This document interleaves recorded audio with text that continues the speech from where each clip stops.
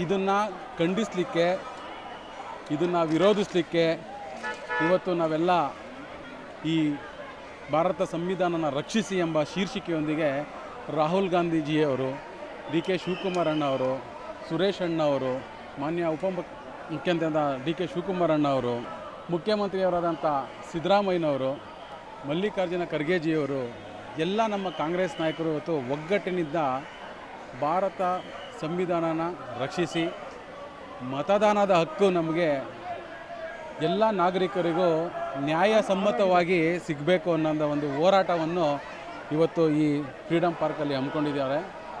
ಇದೆಲ್ಲದಕ್ಕೂ ಪರಿಹಾರ ಅಂದರೆ ಭಾರತ ಸಂವಿಧಾನ ಏನು ಕೇಂದ್ರ ಸರ್ಕಾರದಿಂದ, ಇವತ್ತಿನ ಕೇಂದ್ರ ಸರ್ಕಾರದಿಂದ ನಶಿಸಿ ಹೋಗ್ತಾ ಇದೆ, ಉಲ್ಲಂಘನೆ ಆಗ್ತಾ ಇದೆ, ಅದನ್ನು ರಕ್ಷಣೆ ಮಾಡಲೇಬೇಕು ಅಂತೇಳಿ ನಾವು ಈ ಮುಖಾಂತರ ಕೋರ್ಕೊತೀವಿ.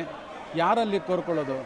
ಸುಪ್ರೀಂ ಕೋರ್ಟು ನ್ಯಾಯಾಧೀಶರು ಇದಕ್ಕೆ ಸುಮೋಟೋ ಕೇಸ್ ಫೈಲ್ ಮಾಡಿಸಿ ಇದರ ತನಿಖೆ ನಡೆಸಿ ಮತದಾನದ ಹಕ್ಕನ್ನ ನಮಗೆ ನೀಡಬೇಕು.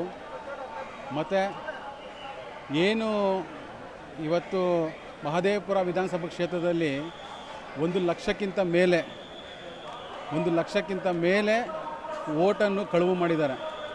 ಆ ಓಟನ್ನು ಕಳುವು ಮಾಡಿರೋದನ್ನ ರಾಹುಲ್ ಗಾಂಧೀಜಿಯವರು ದಾಖಲೆ ಸಮೇತ ಇವತ್ತು ಬಿಡುಗಡೆ ಮಾಡಿದ್ದಾರೆ. ಆದರೆ ಈ ಕೇಂದ್ರ ಸರ್ಕಾರಕ್ಕೆ ಮತ್ತು ಇಲ್ಲಿನ ಕರ್ನಾಟಕದಲ್ಲಿರುವಂಥ BJP ನಾಯಕರಿಗೆ ನಾಚಿಕೆ ಆಗಬೇಕು. ಈ ದಾಖಲೆಗಳನ್ನ ಸೃಷ್ಟಿ ಮಾಡಿ ಹೇಳ್ತಾ ಇದ್ದಾರಲ್ಲ ಅವ್ರ ಹೇಳಿಕೆಗಳು, ಅದೆಲ್ಲ ಸತ್ಯಕ್ಕೆ ದೂರ.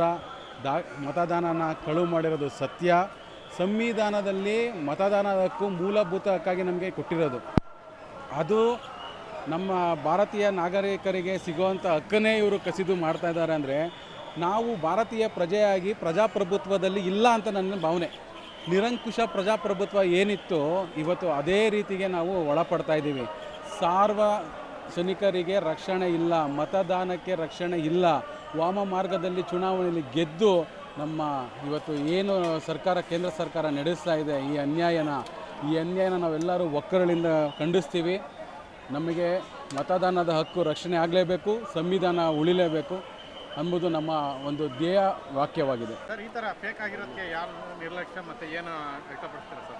ನೋಡಿ, ಭಾರತ ಸಂವಿಧಾನದಲ್ಲಿ ಮತದಾನ ಹೇಗೆ ನಡೀಬೇಕು, ಚುನಾವಣಾ ಅಧಿಕಾರಿಗಳನ್ನ ನಮ್ಮ ರಾಷ್ಟ್ರಪತಿಯವರು ನೇಮಕ ಮಾಡೋದು. ರಾಷ್ಟ್ರಪತಿಯವರಿಂದ ನೇಮಕ ಆದಂಥ ಚುನಾವಣಾಧಿಕಾರಿಗಳು ನ್ಯಾಯಸಮ್ಮತವಾದಂತಹ ಒಂದು ಚುನಾವಣೆನ ನಡೆಸಬೇಕು. ಆದರೆ ಈ ಚುನಾವಣಾ ಅಧಿಕಾರಿಗಳು ಏನು ಮಾಡ್ತಾಯಿದ್ದಾರೆ, ಒಂದು BJPಯ ಸರ್ಕಾರದ ಕೈಗೊಂಬೆಯಾಗಿ ವರ್ತಿಸ್ತಾ ಇದ್ದಾರೆ. ಇವರು ಆಡಳಿತಾತ್ಮಕ ಕಾನೂನನ್ನ ಉಲ್ಲಂಘನೆ ಮಾಡಿ ನಮ್ಮ ಮತದಾನನ ಕಸಿಯುವಂಥ ಒಂದು ಕೆಲಸ ಮಾಡ್ತಾರಂಥ ಚುನಾವಣಾ ಅಧಿಕಾರಿಗಳು ನೈಸರ್ಗಿಕ ನ್ಯಾಯ ಅನ್ನೋ ಬಗ್ಗೆ ತಿಳ್ಕೊಂಡು, ಭಾರತ ಸಂವಿಧಾನದಲ್ಲಿರೋಂಥ ನಮ್ಮ ನೈಸರ್ಗಿಕ ನ್ಯಾಯಸಮ್ಮತೆ ಬಗ್ಗೆ ತಿಳ್ಕೊಂಡು ಚುನಾವಣೆನ ನ್ಯಾಯಸಮ್ಮತವಾಗಿ ನಡೆಸಬೇಕು. ಇವರು ಯಾವುದೇ ಕೈಗೊಂಬೆ ಆಗದಲೇ ನಮ್ಮ ಮತದಾನನ ಉಲ್ಲಂಘನೆ ಮಾಡಿ ಇಂಥ ಚುನಾವಣಾ ಅಧಿಕಾರಿಗಳನ್ನ ಸಸ್ಪೆಂಡ್ ಅಲ್ಲ, ಅತಿ ಕಠಿಣವಾಗಿ ಶಿಕ್ಷಿಸಬೇಕಾಗುತ್ತೆ.